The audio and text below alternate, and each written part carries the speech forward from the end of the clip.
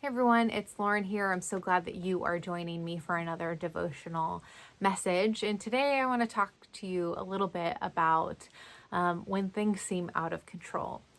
There are a few things that feel a little bit out of control in my life right now. And as I'm processing those things, I want to really just remember that I don't need to be in control, even though that seems like a good thing.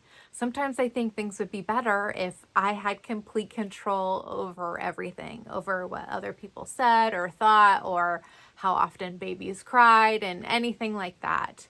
But a prayer that is really a tool to remind me that I'm not in control and that maybe it's a good thing and that someone is in control is the Serenity Prayer that's attributed to Niebuhr and also used by communities like Alcoholics Anonymous.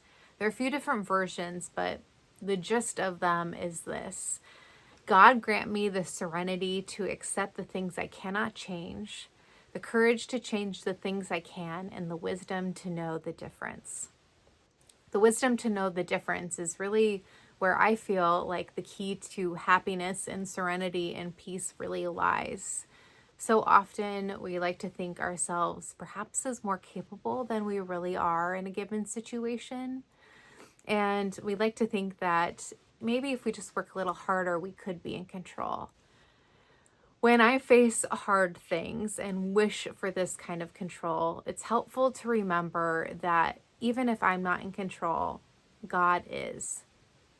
Now, that doesn't always seem especially apparent in a given situation, but at the end of the day, because of my faith, I believe that God is good and that God is in control of things, and somehow everything will end up being more or less okay, and that God will be with us in all of it.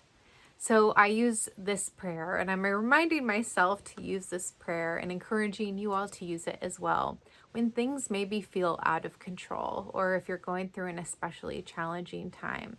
I hope that this prayer and the wisdom to know the difference between what you can control and what you need to kind of confess you have no control over and trust in God to help with can really be helpful in challenging times.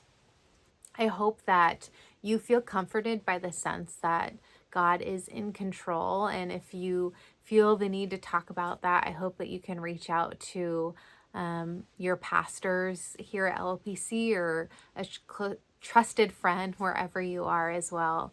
And may you know the wisdom of the difference between what you control and what you can't. And may you be able to change the things you can and have peace and serenity in whatever it is that you are facing. Take care.